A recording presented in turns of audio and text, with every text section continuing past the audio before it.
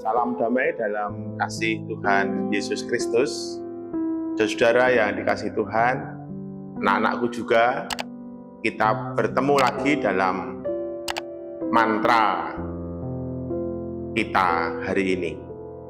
Kita kembali diyakinkan, diteguhkan bahwa firman Tuhan selalu dan pasti ada di antara kita dalam semua kondisi yang sedang kita hadapi. Kita mendengarkan firman-Nya yang selalu ada di antara kita. Marilah berdoa.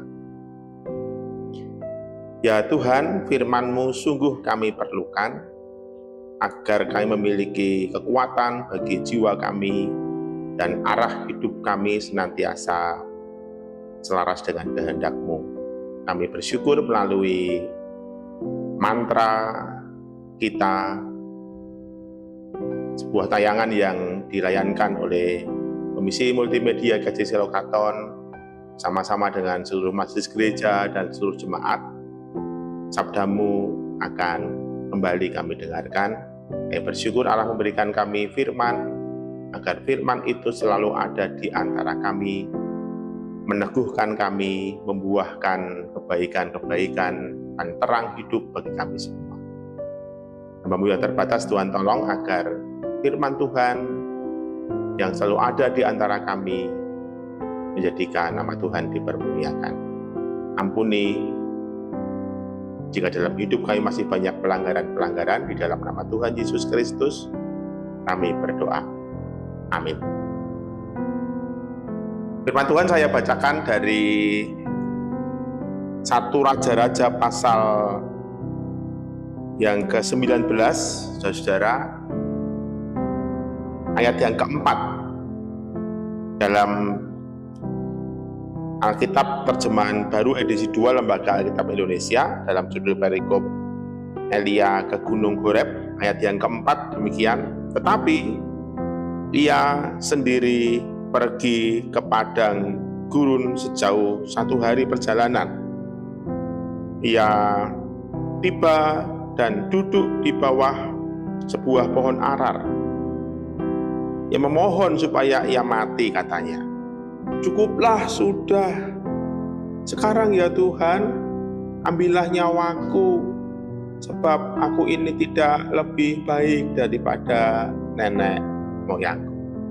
Kita bersyukur Allah senantiasa bersabda kepada kita, menyapa kita, dan kita akan merasakan damai sejahtera dan kebahagiaan ketika sabdanya kita wujud nyatakan dalam hidup kita keseharian.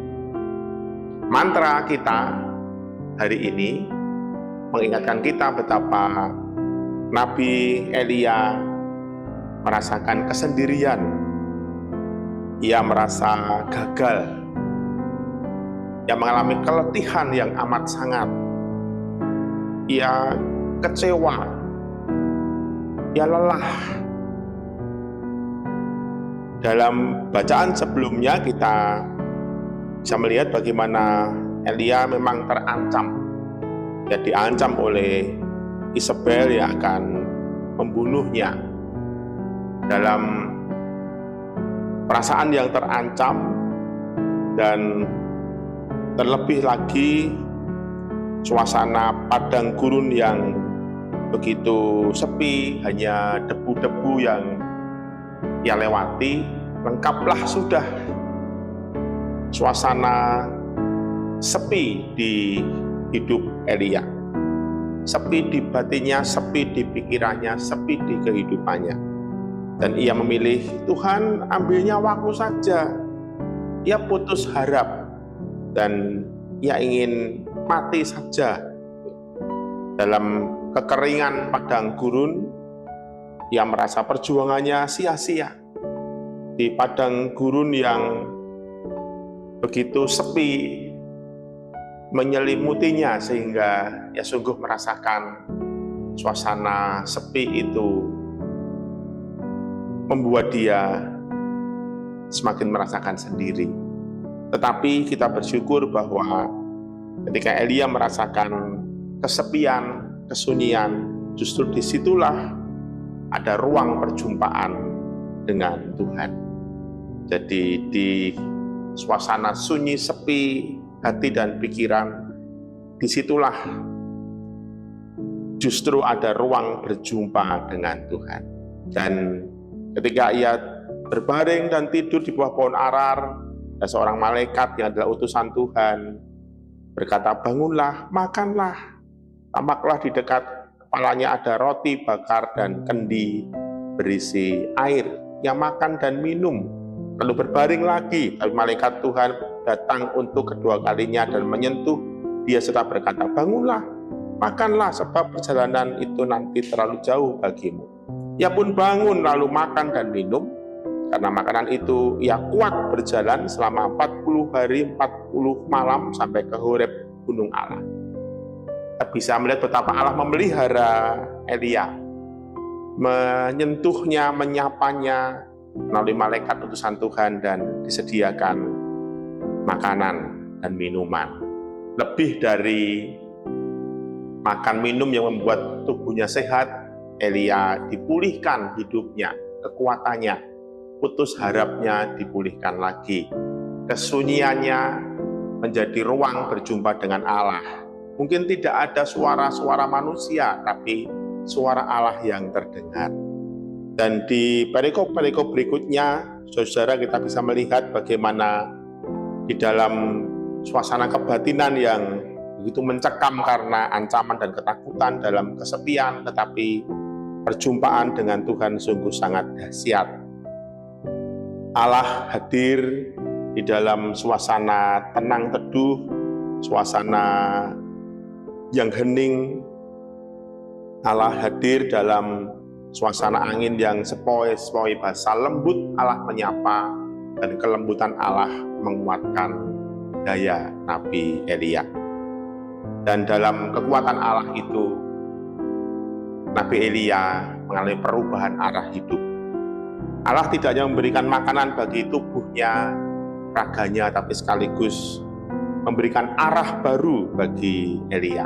Dalam hening berjumpa dengan Allah, arah baru Tuhan berikan juga, sehingga kemudian di ayat-ayat yang berikutnya kita bisa melihat, pergilah, kembalilah pada jalanmu ke padang gurun Damsik. Sesampainya engkau di sana, engkau harus mengurapi Hazael menjadi raja atas Aram. Engkau juga harus mengurapi Yehu cucu Nimsi menjadi raja atas Israel, dan Elisa bin Safat dari Abel Mehola menjadi nabi menggantikan engkau. Jadi di bagian ini pemulihan terjadi di ruang hening perjumpaan dengan Allah. Elia yang semula terhenti dalam kesunyian dan kesepian dikuatkan Tuhan dan diberi arah baru. Masih ada tugas-tugas yang harus diemban, dan itu terjadi karena pertolongan Tuhan. Kita pun juga seringkali seperti Elia, kita merasakan kegagalan, merasakan kesunyian dalam hidup, merasakan putus harap, merasakan suasana kering seperti di padang gurun, tapi kita diyakinkan Tuhan tidak pernah meninggalkan kita.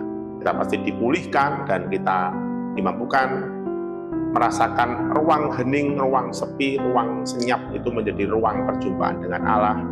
Dan dalam ruang perjumpaan itu kita mengalami pemulihan dan arah hidup kita dipulihkan, menjadi berkat bagi banyak orang dan nama Tuhan dipermuliakan. Mari menggunakan suasana sepi sunyi hidup kita untuk berjumpa dengan Allah. Pemulihan pasti terjadi dan arah baru dalam hidup kita pasti akan Tuhan berikan.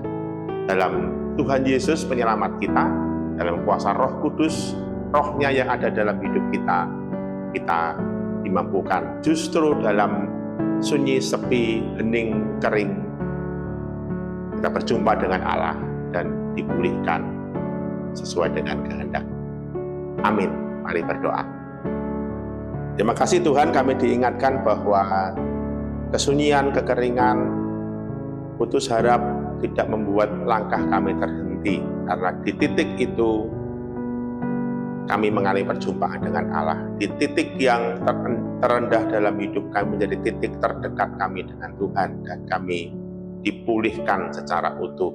Jiwa dan raga kami, kekuatan mental kami, arah kami dipulihkan, dan kami menjadi pribadi yang siap untuk menjadi berkat sama seperti Elia dipulihkan dari putus harap, sepi dan sunyi hidupnya kembali berkiprah, kami pun diyakinkan bahwa kuasa-Mu jauh lebih besar dari tekanan yang kami hadapi, kuasa Allah jauh lebih besar dari segala persoalan yang kami hadapi, dan dalam naungan Allah kami kembali dibangkitkan, melanjutkan perjalanan menjadi berkat dan nama Tuhan dipermuliakan.